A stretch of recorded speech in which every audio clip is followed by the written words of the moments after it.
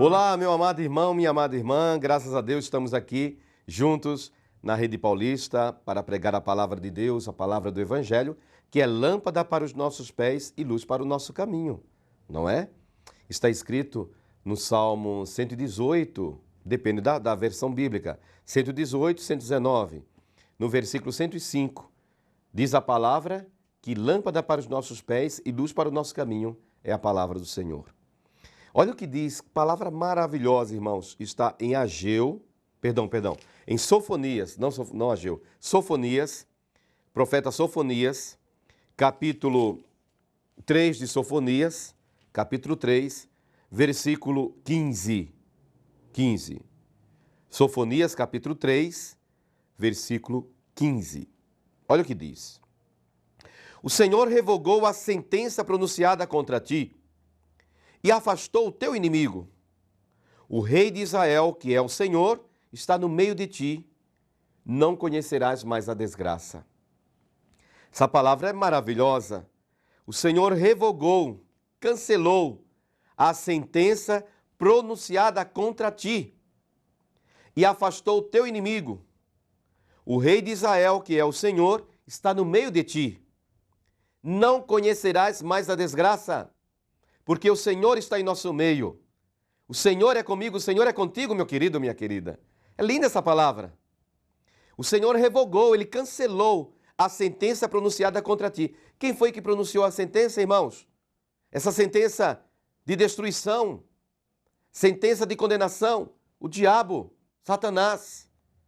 Mas o Senhor, Ele revogou, Ele cancelou aquela sentença pronunciada por Satanás e afastou o teu inimigo, olha lá. Quem é esse inimigo?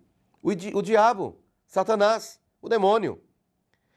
Veja o que diz a palavra de Deus em Colossenses capítulo 2, Olha que palavra linda, irmãos. Colossenses 2, versículo 14. Colossenses 2, versículo 14. Olha o que diz a Bíblia. E cancelando o documento escrito contra nós, o Senhor revogou a sentença pronunciada contra ti. Colossenses 2,14 diz, cancelando, revogando, destruindo o documento escrito contra nós, cujas prescrições nos condenavam. Aboliu, ou seja, aboliu esse documento definitivamente, para sempre. Não volta mais. Revogou para sempre. Ao encravá-lo na cruz, o Senhor revogou a sentença pronunciada contra ti e afastou o teu inimigo. Sofonias 3,15. Colossenses 2,14. Cancelando o documento escrito contra nós, cujas prescrições nos condenavam, aboliu definitivamente ao encravá-lo na cruz. Irmãos, não tem mais documento de condenação. Eu não tenho mais documento de condenação contra mim. Você não tem mais documento de condenação contra você. Havia um documento, sim, escrito pelo demônio, revogando. Olha lá, é minha, essa alma é minha, essa pessoa é minha. Não, não mais. Esse documento na cruz, ele foi abolido, ele foi encravado na cruz, ele foi destruído, ele foi aniquilado, ele foi rasgado na cruz do Calvário. Porque o Senhor revogou a sentença. Esse Senhor é Jesus, Jesus de Nazaré. Com o seu sangue precioso, com a sua morte redentora, com a sua morte vicária. O que é morte vicária? Se morrer no lugar de alguém. Isso é morte vicária. Vigário é aquele que está no lugar da outra pessoa, que responde pela outra pessoa. A morte vicária de Cristo na cruz significa a morte no meu lugar, no seu lugar. Foi isso que ele fez. Ele assumiu meu lugar e o seu lugar na cruz do Calvário. E afastou o teu inimigo. O rei de Israel, que é o Senhor, está no meio de ti. Aleluia, glória a Deus. O Senhor está em nosso meio, irmão. Não conhecerás mais a desgraça. Você não vai conhecer mais a desgraça. O vale dos ossos secos vai ter fim. Está chegando ao fim. Coragem. Não desanime, meu amado. Não desanime, minha amada. Ezequiel também estava no Vale dos Ossos Secos, o profeta. No capítulo 37 está escrito, de Ezequiel, ele estava no Vale dos Ossos Secos. Para onde ele olhava, ele só via ossos, morte, cheiro, o mau cheiro da morte, o cheiro fétido da morte. Mas o Senhor estava com ele e o Senhor fez com que ele profetizasse vida e através da palavra de profecia, aquele espírito de morte foi embora e aquele vale se tornou o vale do grande exército de Israel. Meu amado, minha amada, a desgraça vai cessar, a destruição vai cessar, o problema vai cessar. Você vai sair, vai em nome de Jesus. Você vai sair dessa desgraça, você vai sair dessa situação, você vai sair deste vale dos ossos secos, porque o Senhor, Ele está em teu meio, Ele está em nosso meio, Ele está comigo, Ele está com você. Confia, meu amado, minha amada, não conhecerás mais a desgraça em nome de Jesus. Um dia você será aplaudido de pé quando Deus honrar você em nome de Jesus. Creia nisso. Breve intervalo, voltaremos com a palavra do Evangelho.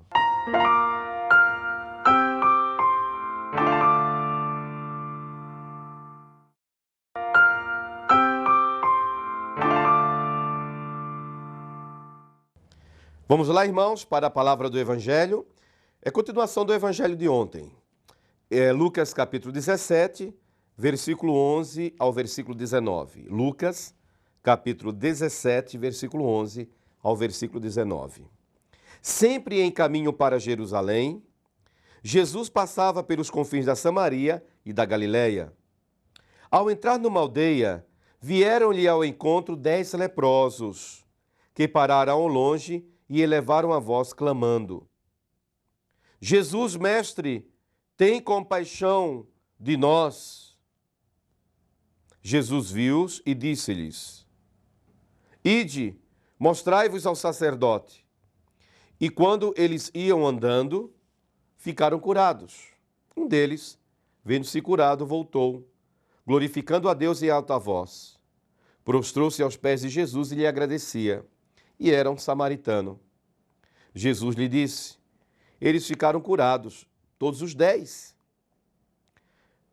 Eles ficaram curados todos os 10? Onde estão os outros 9? Não se achou senão este estrangeiro que voltasse para agradecer a Deus? E acrescentou: levanta-te e vai, tua fé te salvou. Palavra da salvação. Irmãos, sempre em caminho para Jerusalém. Nós não podemos fugir de Jerusalém. Jerusalém para nós é a igreja. E quando eu falo a igreja, eu quero falar de todos aqueles que creem em Jesus Cristo. Tenhamos a mente aberta. Igreja é o corpo de Cristo. Todos aqueles que creem em Jesus fazem parte da igreja. Agora, há denominações diferentes nas igrejas, mas a igreja é uma só, a igreja de Jesus Cristo. Em Mateus capítulo 16, Jesus diz claramente a Pedro: tu és Pedro, e sobre esta pedra edificarei a minha igreja. O que significa isso?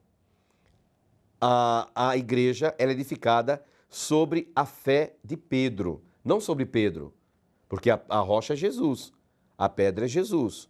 Efésios capítulo 2 nos fala que Jesus, ele é a rocha. Mas a igreja está edificada sobre a fé de Pedro. Qual fé? Tu és o Filho de Deus vivo. Tu és o Cristo, o Filho de Deus vivo. Então, a igreja está edificada sobre esta fé. Por isso que a igreja não é apenas uma denominação ou outra. Todos aqueles que fazem parte da igreja do Senhor. Aqueles que professam a fé de que Jesus é o Filho de Deus vivo. Diz a palavra que Jesus ia para Jerusalém, ele passava pelos confins da Samaria e da Galileia, lembrando que Jerusalém fica no norte, Jerusalém fica no sul, na parte de baixo, ali no sul, na Judéia. No norte fica a Galileia. E há uma faixa de terra litorânea chamada Samaria. Então Jesus saía da Galileia, onde ele morava, ele saía da Galileia, passava pela Samaria para ir a Jerusalém, sempre em caminho para Jerusalém. Ele entrou numa aldeia, 10 leprosos vieram e ao longe clamaram: Jesus, mestre, tem compaixão de nós. Por que eles ficaram à distância? Porque o leproso, quando era constatado que uma pessoa tinha lepra, Lembrando que no tempo de Jesus, a lepra, ou hanseníase para nós hoje, era considerada maldição. Uma pessoa leprosa era considerada uma pessoa amaldiçoada.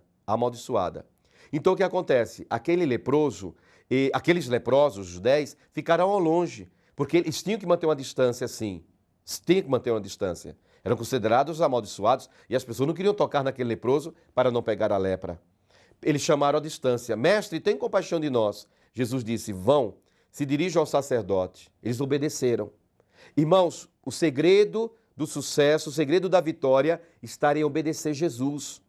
Jesus poderia ter estendido a mão, ter tocado naquele leproso, naqueles leprosos, como ele tocou no Evangelho de Marcos, capítulo 1. Lembra do leproso que se aproximou de Jesus, se colocou aos pés dele? A Bíblia diz que Jesus olhou para ele, estendeu a mão, tocou no leproso e curou o leproso. Ele poderia ter feito a mesma coisa, mas Jesus queria a obediência daqueles leprosos. Vão, se apresentam ao sacerdote. E eles foram. Irmãos, obedeçamos a Jesus. É o que Maria nos ensina no Evangelho de João, capítulo 2. Façam tudo o que meu filho vos disser. Obedecer a Jesus em tudo. Mesmo que a gente não compreenda no momento. Obedecer a Jesus. Eles foram, enquanto estavam indo, ficaram curados. Somente um voltou e era um samaritano. É interessante que os outros 9 também foram curados fisicamente, mas somente este que voltou, o samaritano, foi curado fisicamente da lepra, mas também interiormente, no coração, porque teve a experiência com Jesus, estava perto de Jesus, e ele disse: vai, a tua fé te salvou. Irmão, muitas vezes nós nos preocupamos muito com a cura física, que também é importante, claro que sim, mas esquecemos que a cura física acontece quando acontece a cura interior, a cura da alma, a cura do coração. Então peça a Jesus: Jesus, mestre, tem compaixão de nós, tem compaixão de mim. Peça essa cura de Deus, a cura física e a cura espiritual. Amém? Que Deus abençoe a todos, permaneçam na paz do Senhor, que o anjo do Senhor acampe ao seu lado neste dia e nesta noite, em nome de Jesus. Até amanhã, em nome dele, o Leão de Judá.